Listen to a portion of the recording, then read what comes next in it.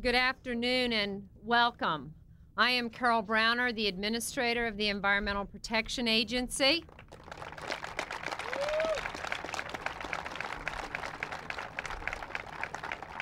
And we want to, first of all, thank all of you for joining us today. And then I want to take a moment to introduce a very special person who is with us. Many of you know her. Doris McGuigan has been a longtime activist in her community.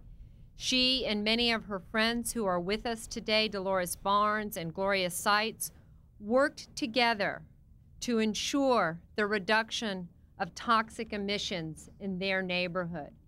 These women, joined by other women, by families in this community, took information available to them under the Community Right to Know program and sat down with the industrial facilities in their neighborhood and said, let's work together to reduce toxic chemicals. Let's work together to reduce toxic emissions.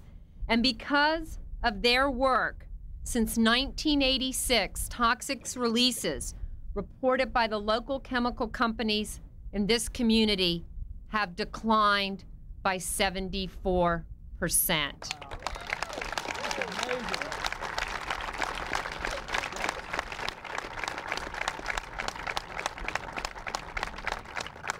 It gives me great pleasure to introduce Doris, the kind of person who helps us do our job to protect the health and environment of the American people. Thank you very much.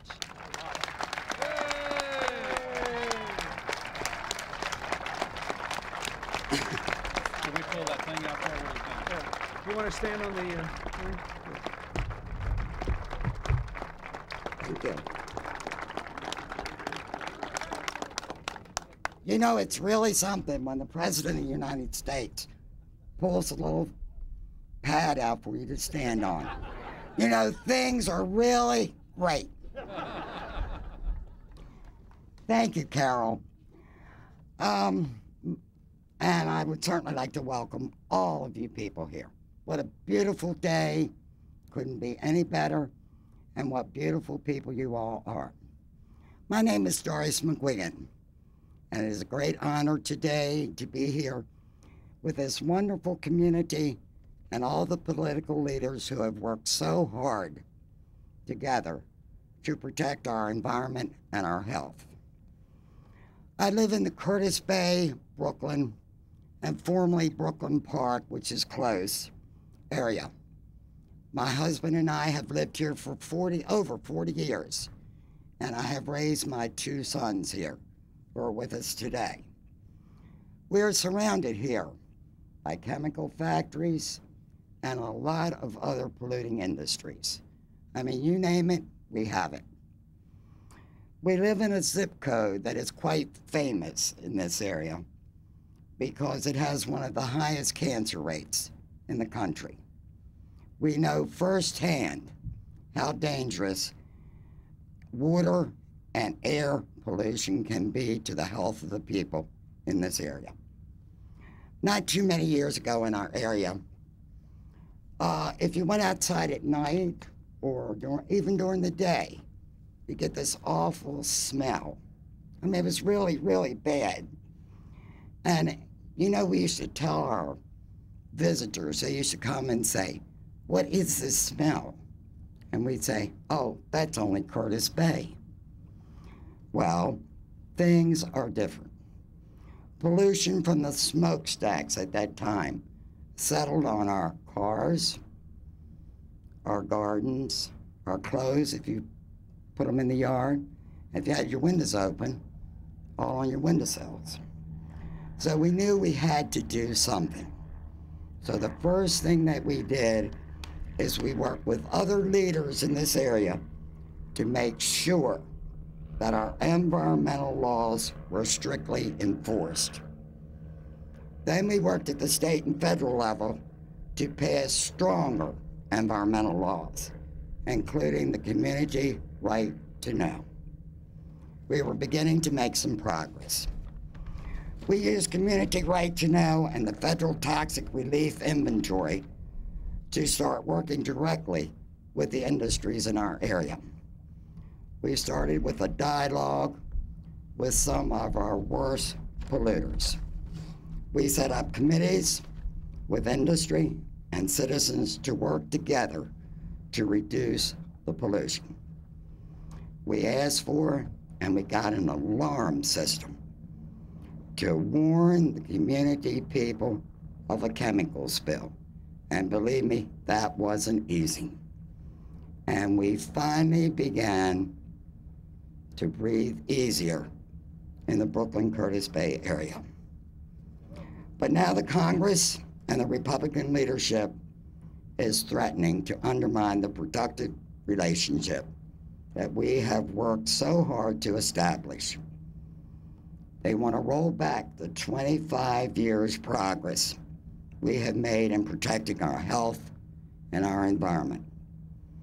The House Republican leadership even calls it budget cuts to eliminate part of the environmental laws that protect the health of our children and to make it almost impossible for the environmental agencies to do their job. This is terrible news for us. We need strong environmental laws and good enforcement to protect our families and our children. We need full funding for EPA and the Maryland Department of the Environment. Otherwise, all the work that this community has put in for the last 15, 20 years is going to go right down the tubes. And once again, we're going to be victims of toxic chemical pollution. Most of our Maryland congressional delegation has worked extremely hard to protect these laws. We are most grateful to them, and we applaud their work. But unfortunately, that is not enough. The laws we depend on to protect our health are unraveling in Congress. This is not what America is about. We're scared and we need help. And we know that we can count on President Clinton and Vice President Gore to give us that help. That is why they are here today.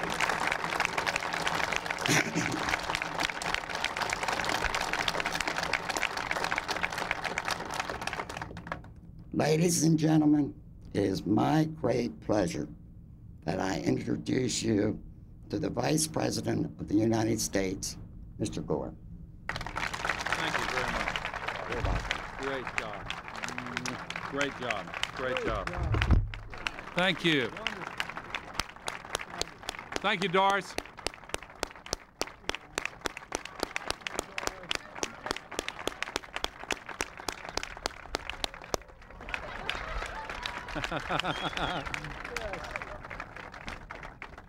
Thank you very much, Doris.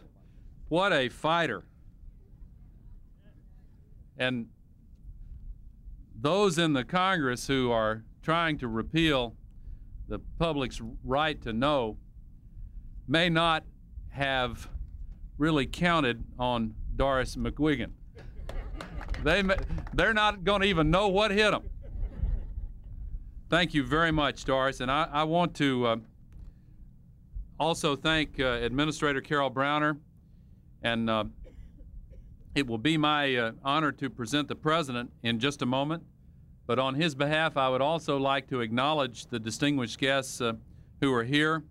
I mentioned Doris before, and I want to also say that, as she always does, that she is able to accomplish what she does because she has so many men and women and families in the community helping her, and they're all over. And I'd like to ask those men, women, and children who have worked with Doris in the community groups to please stand, would you? Could you all stand? These are the real workers here. Congratulations to you. Over there. Great. I want to acknowledge Mayor Kurt Schmoke. Mayor, Representative Wayne Gilchrist here, and Lieutenant Governor Kathleen Kennedy Townsend, City Council President Mary Pat Clark,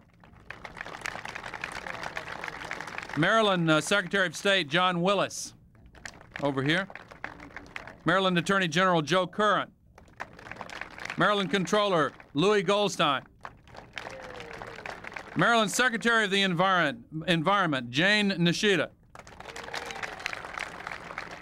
Senate President Mike Miller, my longtime friend here, Baltimore Fire Chief Herman Williams, Steelworkers Regional President David Williams, there you go, and many other distinguished guests. Forgive me for leaving some people out, it's not intentional. I mentioned Representative Wayne Gilchrist. I'd like to acknowledge two people who are not here because the Senate is in session and hard at work today. Senator Barbara Mikulski and Senator Paul Sarbanes have been staunch, loyal allies on the environment. And Congressman Wayne Gilchrist's presence here demonstrates that this has been in the past a bipartisan issue. We may be in different parties, but he has stood in the tradition of those Republicans who support protecting the environment. And we appreciate it very much. You know, about 4 months ago, the President and I and some of you gathered on the banks of the Chesapeake Bay for the 25th anniversary of Earth Day.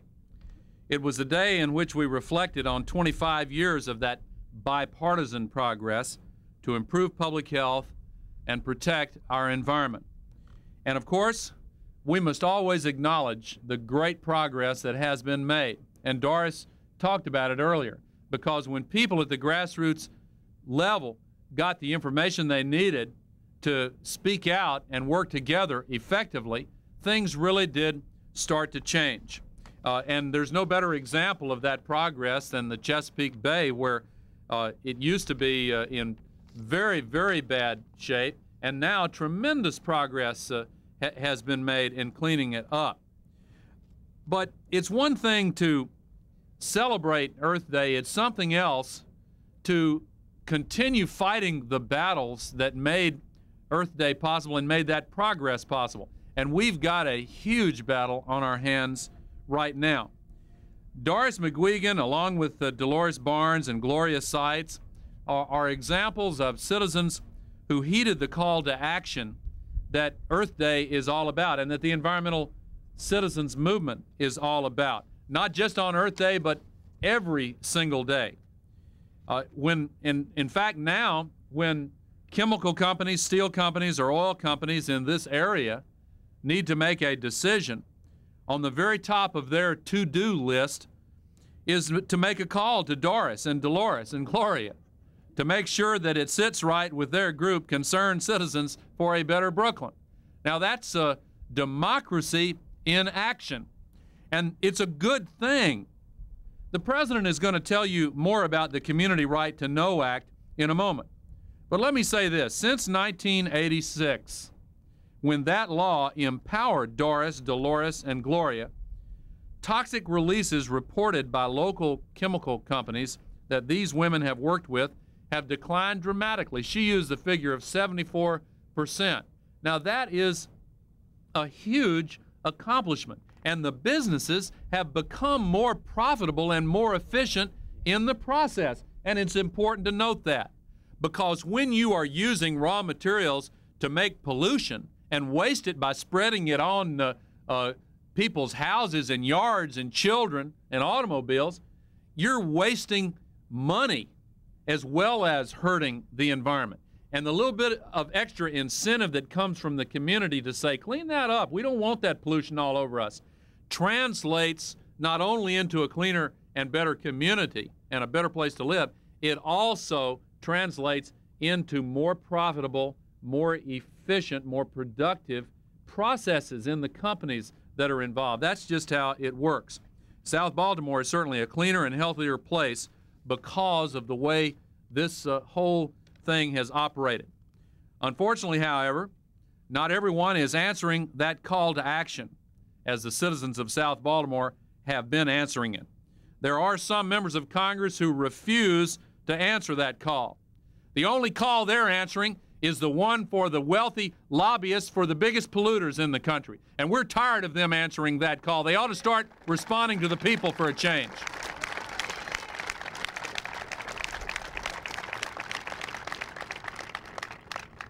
You take the majority leader in the Senate and his plan for regulatory reform.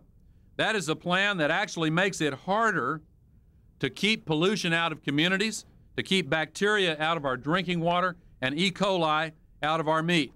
Why? Because there was a groundswell of concern from American families to say more pollution, more E. coli bacteria, more poisons in the water? Of course not. The American people don't want that. But the big polluters, the ones that want to cut corners and put the responsible business people at a disadvantage, have found a way to get to them. Because this Congress has just decided that our American democracy is up for sale to the highest bidder. And we're saying, no, we'll not stand for it. We won't put up with that.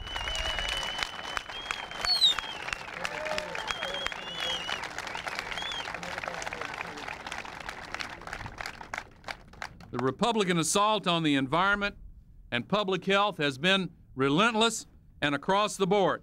They've tried to gut the Clean Water Act, and there's another example of a law protecting the environment that the American people support, that was enacted with bipartisan support, Republicans and Democrats and independents all working together.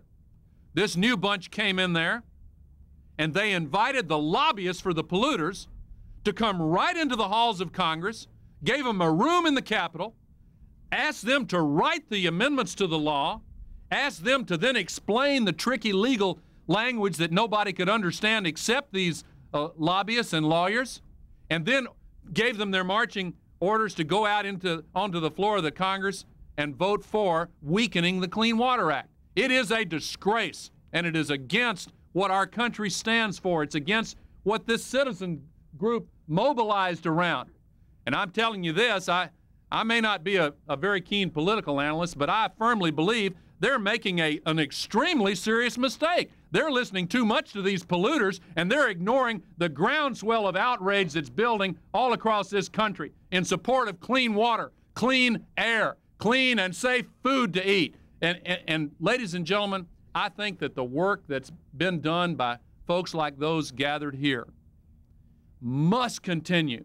And this right to know is the key to it. Because if they succeed in putting a blindfold on you and denying you the truth about what is happening in your community, then their theory is that if they can just smother you in a blanket of ignorance by taking all the knowledge away, taking all the information away, then they'll be able to push you around and keep you under their thumb.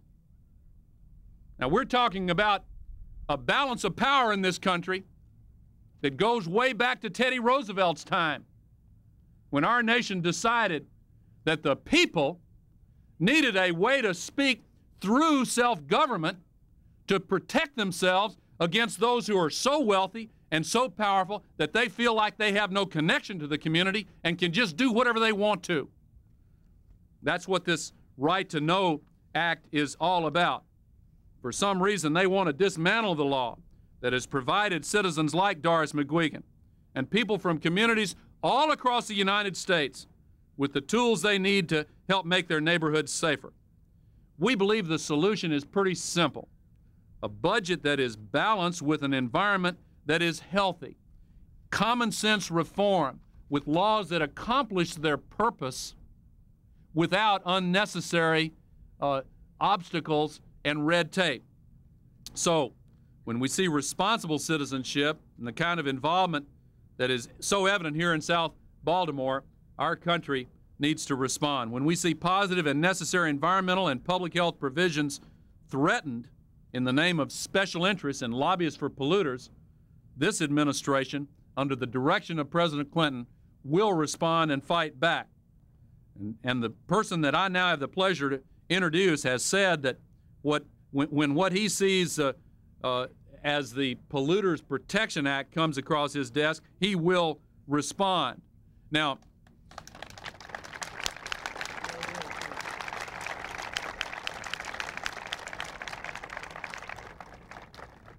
in the Congress, they may think that they can get by with just answering to the demands of these lobbyists for the polluters. But as I said earlier, they haven't counted on Doris McGuigan. And there's something else that they haven't counted on. Our nation has 3 branches of government. And the executive branch of government has all of its power concentrated in the person of one individual. And the individual who serves as our President of the United States has made it very plain that in this gigantic battle that's now looming between the polluters that have got their hooks in this new Congress and Doris McGuigan, he stands firmly on the side of the people of the United States, on Doris McGuigan's side, and is going to protect our environment. Ladies and gentlemen, the President of the United States, Bill Clinton. Oh, great. I love it. Thank you very much. Thank you. Thank you. Thank you. Let's give him a hand. What a great speech, huh?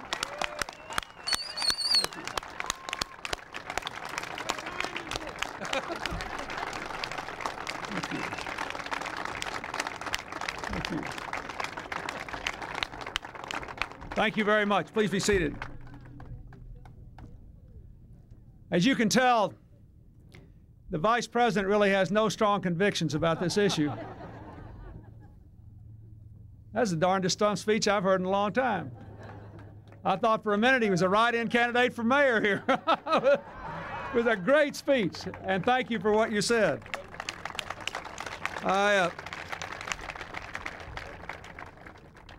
Thank you, Doris McGuigan, and thank you to all of your allies here for reminding us what's really behind all these issues. One of the biggest problems we have in Washington, even though it's very close to Baltimore, one of the biggest problems we have is having people there remember that the decisions they make there affect how you live here. And then making sure that people who live here understand the impact of the decisions that are made there. You have helped us, every one of you. Doris, for what you've done, and all of you for coming out here today. You have helped us to reestablish that critical link between the American people and their government, so you can decide what you're for and what you're against, and how it's going to affect your children and your future. Thank you, Lieutenant Governor Kathleen Kennedy Townsend, for coming. Thank you, Congressman Gilchrist, for your outstanding support of the environment. And I want to thank all of my friends who are state officials and the city officials, and Senator Miller, thank you for coming. And I want to say a special word of appreciation, too, to the first person who spoke, our EPA Administrator, Carol Browner, who has done a magnificent job in her work. I want to deliver a pretty simple message today. Every office I have ever held of the public trust, from being Attorney General of my state to being governor to being president, required me to swear an oath to protect the people I was elected to serve, to give people the security they need to live up to the most of their God-given potential. Central to that security is the right to know that the air we breathe and the food we eat and the water we drink will be safe, and the right to know if there is any risk to those things. This basic security really is in jeopardy today. There are people who want to strip away decades of public health protections. I intend to fight them every step of the way.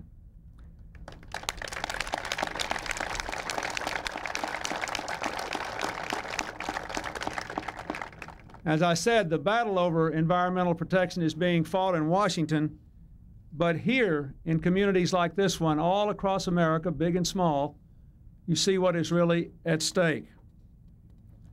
Most hardworking families have enough on their minds without having to worry about an environmental hazard in their neighborhood. Most people have enough trouble just trying to educate their kids and pay their bills and keep body and soul together and deal with all the changes in the global economy and how they bear down on community after community and business after business and job after job. Most people have enough to deal with without having to worry about their food, their air, and their water. But at least they have a right to know what is in it and whether something else is about to be put in it. That's what this Community Right to Know Act was all about. You heard the Vice President say it was passed almost a decade ago now, signed by President Reagan, strengthened by President Bush, strongly supported by this administration. This is an issue that's very personal with me. I've dealt with the whole issue of right to know around chemicals for nearly 20 years now, since I was a young Attorney General, and a train loaded with chemicals and car after car blew up in a small southern town in the southern part of my state where a relative of mine was the sheriff. And it was just a God's miracle that we didn't have hundreds and hundreds of people killed in this little town. And the first thing that occurred to everybody is who knew what about what was on the train, who knew what about how safely it was being carried, who knew what about what kind of precautions should have been taken when the train pulled into the station. That was almost 20 years ago. And I have seen this issue catch on now like wildfire as people in American communities all across our country have demanded the right to have some basic controls over their own lives and their futures. The right to know law now requires manufacturers to tell the public how much they pollute. And if you want to know what's coming out of the smokestacks across the water, for example, all you have to do now is call your local library or the EPA, and the information is there for you.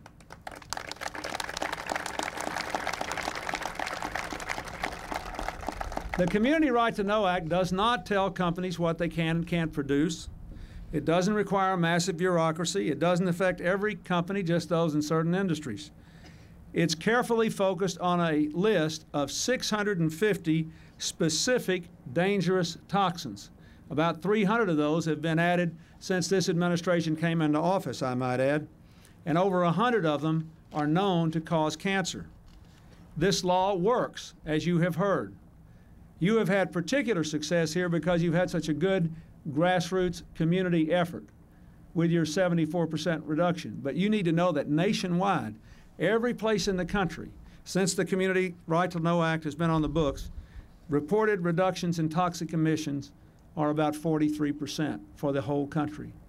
Now that is a law worth passing. No bureaucracy, no new bureaucracy, just power to the people through basic knowledge. This has kept millions of pounds of chemicals out of our lives. It's helped people stay healthy and live longer. And as you have already heard, it's also helped to spur intervention to help businesses work smarter and cleaner and become more profitable, not less profitable. Our environmental act, from our environmental progress, from the Community Right to Know law to the Clean Air Act to so many others, has been a source of bipartisan pride, as has been mentioned. Therefore, it has been something of a surprise to many of us, I think some in the Republican Party as well as most of us in the Democratic Party, to see what is happening in the Congress now, to see this dramatic departure from the bipartisan efforts of the last 25 years.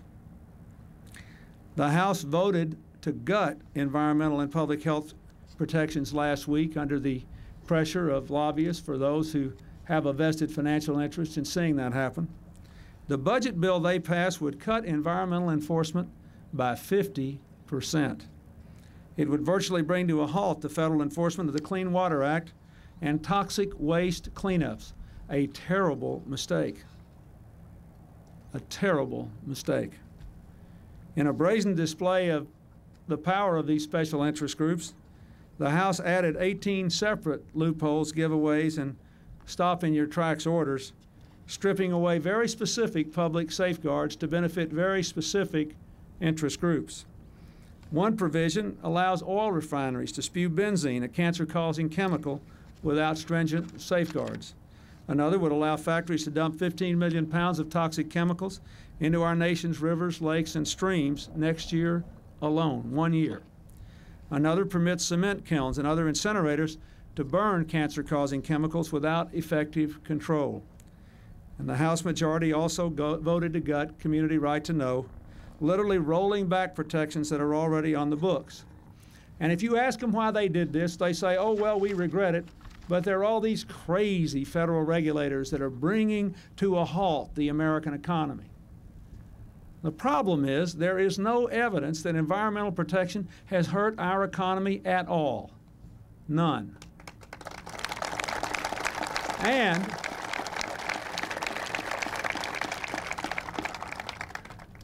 furthermore, this administration and this EPA administrator have done more than anybody in 25 years to try to streamline regulation, reduce the burden of excessive regulation, get rid of dumb rules that don't make sense. Carol Browner has committed to reduce by 25% the amount of time businesses have to spend filling out forms, but not to destroy the standards, the rules, the regulation, and the community empowerment that are keeping our environment clean. And I am telling you, we can fix bureaucratic problems, but we cannot fix the environmental damage that would be done if they tore up the progress of the last 25 years. You know,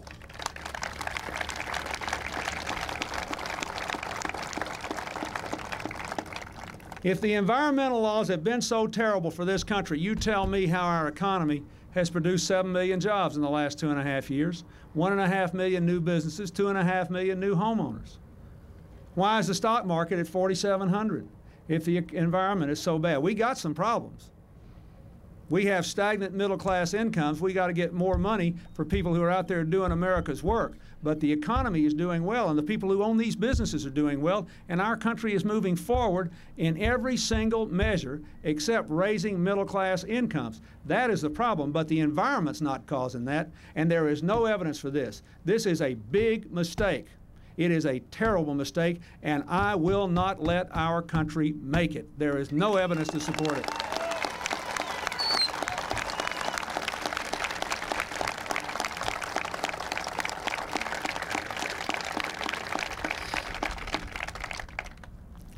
I think all of you know, and I have already said, that the minute these anti-environmental measures hit my desk, they will be dead.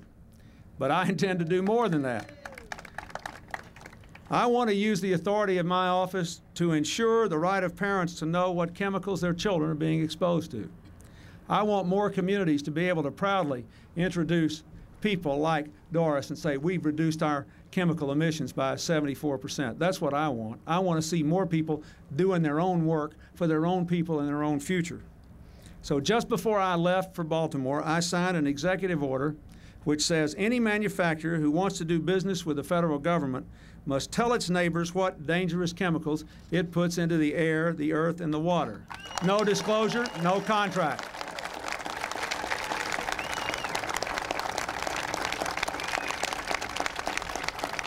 Thank you. Thank you. Thank you. And I am directing our agencies to take the next steps, to act quickly and openly to continue to strengthen community right to know. If appropriate, to extend it to more industries and thousands more communities, to require companies to disclose more complete information. Let me say this. There is an orderly process for this now. It is an orderly, open, fair process where we say what we're thinking about doing through the EPA, then all the interest affected, people like you all across America, and the industries too, and the businesses, they get to come in and say what they feel. And if there are mistakes, or if the government's going too far, or if everybody admits something doesn't need to be done, it can all be changed. That is the orderly way this should be done. And that is precisely what Congress, at least some in Congress, are trying to stop us from doing. This orderly, neighborly, open, honest process in which we arrive at these kind of standards. I want to continue to strengthen the right to know through that kind of open and fair process, but I want you to know something else. If Congress passes a law to block this kind of process in future right-to-know issues, then I will issue another executive order to finish that job as well.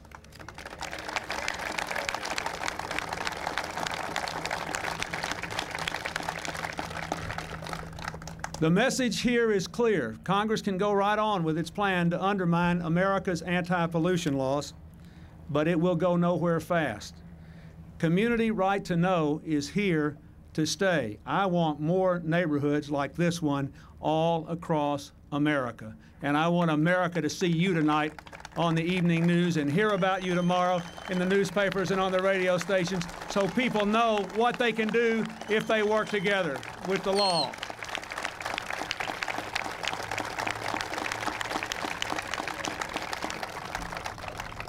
Let me just say there is more here than a single law at stake. Democracies always have depended upon the free flow of information to ordinary citizens. Our democracy in this age, which has been heralded the information age, is being regaled constantly with the dreams of all the television channels we're going to be able to get, all the different radio stations, all the different magazines we can read. We're going to be awash in information. Wouldn't it be tragic if in the information age, the single most significant thing to come out of this Congress was blocking information that you need to know about the most basic health and safety requirements of your families, your children, and your community? That's not my idea of the 21st century information society. I want you to know more, not less. And I think you do too.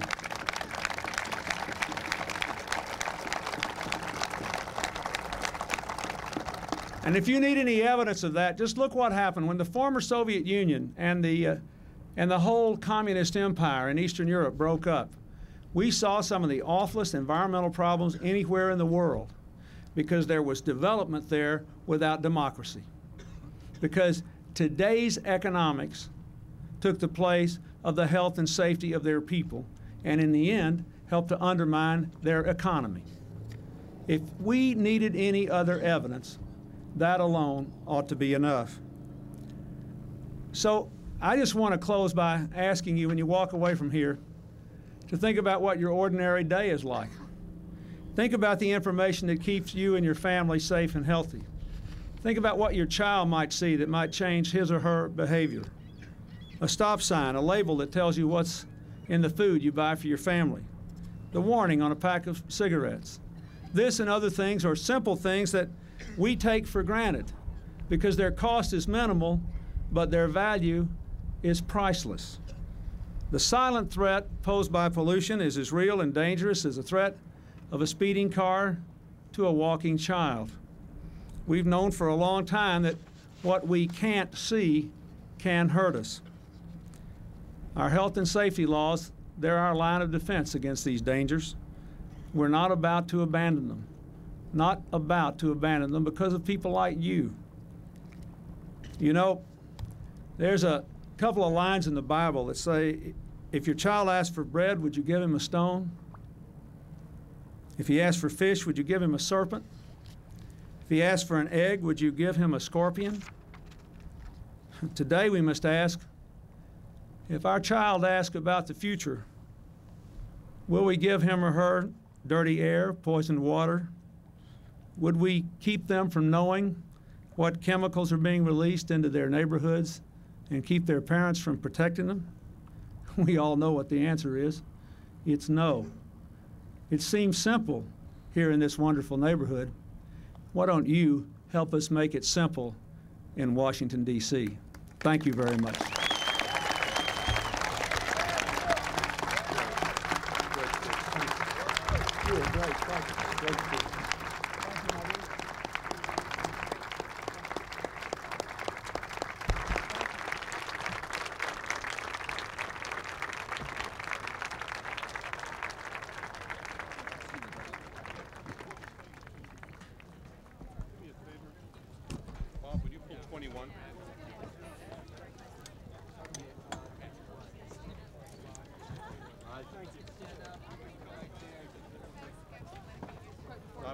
Before it breaks.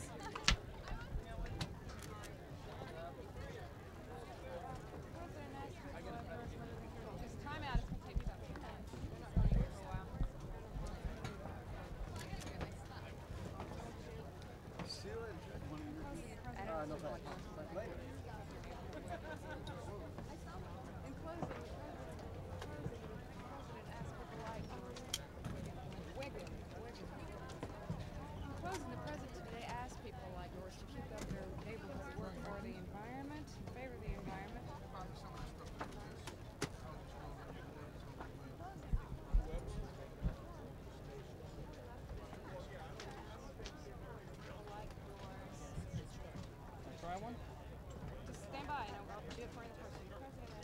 Hey, Chuck, you're going back on your first bus, right? The only bus. We don't. Who gets there first? Right? Go in 3, 2, 1. Before he left today, the president asked people like Gore for their neighborhood support of the environment, and for that he offered his support. Carolyn McEnroe, WBAL 11 News.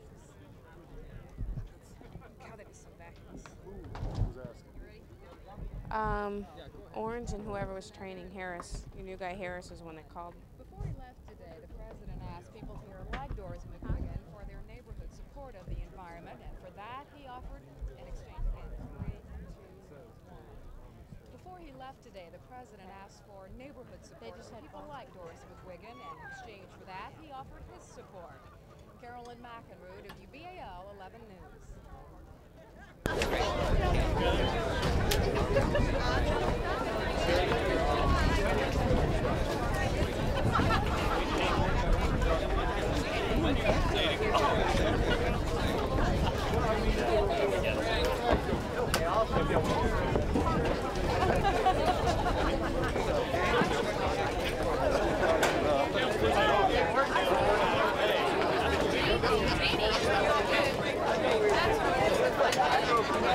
is.